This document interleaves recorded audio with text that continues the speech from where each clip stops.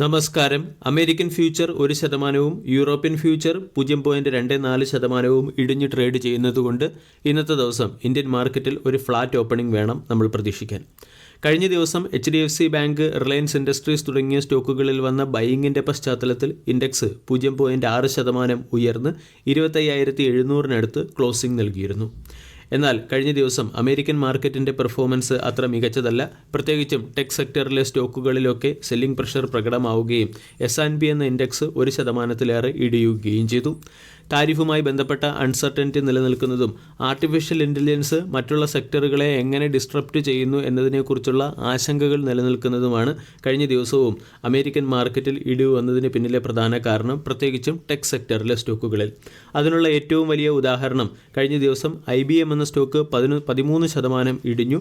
2000-ന് ശേഷമുള്ള IBMൻ്റെ ഏറ്റവും വലിയ സിംഗിൾ ഡേ സെല്ലിംഗ് ആയിരുന്നു, അല്ലെങ്കിൽ ഇടിവായിരുന്നു കാണാൻ സാധിച്ചത്.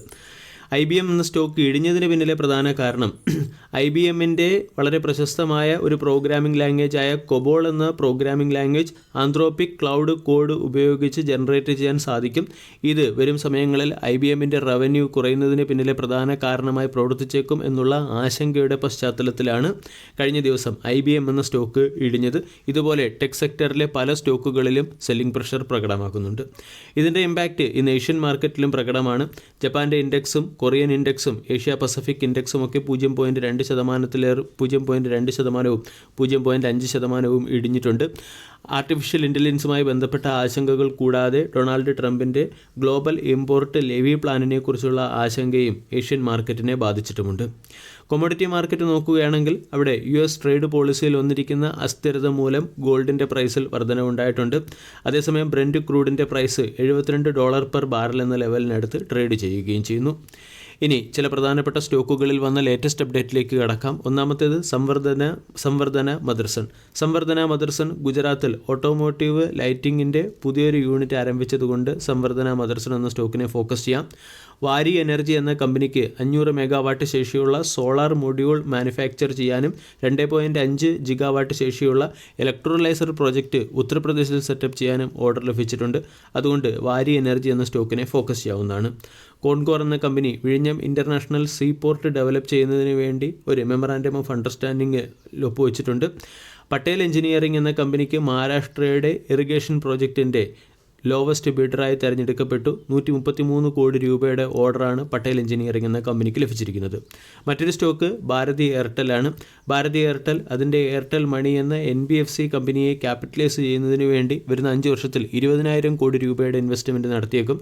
അതുകൊണ്ട് ഭാരതി എയർടെൽ എന്ന സ്റ്റോക്ക് മാർക്കറ്റിൻ്റെ ശ്രദ്ധയാകർഷിക്കാനുള്ള സാധ്യത വളരെ കൂടുതലാണ്.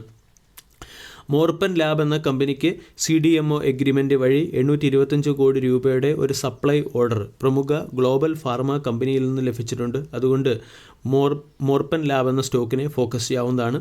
ചോളമണ്ഡലം ഇൻവെസ്റ്റ്മെൻറ്റ് ആൻഡ് ഫിനാൻസ് എന്ന കമ്പനി നോൺ കൺവെർട്ടബിൾ ഡിബഞ്ചർ വഴി 1000 കോടി രൂപയുടെ ഫണ്ട് റേസ് ചെയ്യുന്നുണ്ട്.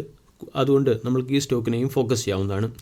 അതുപോലെ തന്നെ നമ്മൾക്ക് ശ്രദ്ധിക്കാവുന്ന മറ്റൊരു സ്റ്റോക്കാണ് സിംഗ് പോസ്റ്റ് ഇന്ത്യ എന്ന കമ്പനി. സിംഗ് പോസ്റ്റ് ഇന്ത്യ എന്ന കമ്പനിക്ക് ഔട്ട്ഡോർ അഡ്വർടൈസിംഗ് റൈറ്റുമായി ബന്ധപ്പെട്ട് 480 കോടി രൂപയുടെ ഒരു പ്രോജക്റ്റ് ലഭിച്ചിട്ടുണ്ട്.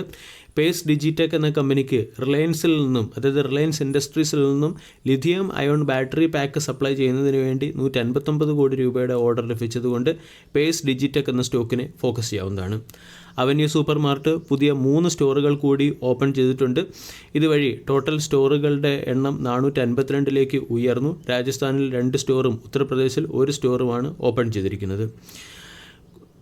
കൂടാതെ ഇന്നും IDFC ഫസ്റ്റ് ബാങ്ക് എന്ന സ്റ്റോക്ക് മാർക്കറ്റിൻ്റെ ശ്രദ്ധയാകർഷിക്കാനുള്ള സാധ്യതയുണ്ട്. പ്രത്യേകിച്ചും ഹരിയാന ഗവൺമെൻറ് IDFC ഫസ്റ്റ് ബാങ്കിനെയും AU സ്മാൾ ഫിനാൻസ് ബാങ്കിനെയും അതിൻ്റെ ഫർദർ ബിസിനസ്സിൽ നിന്നും എംപാനൽ ചെയ്തതിൻ്റെ പശ്ചാത്തലത്തിൽ IDFC ഫസ്റ്റ് ബാങ്ക് എന്ന സ്റ്റോക്ക് ഇന്നും മാർക്കറ്റിൻ്റെ ശ്രദ്ധയാകർഷിച്ചേക്കും.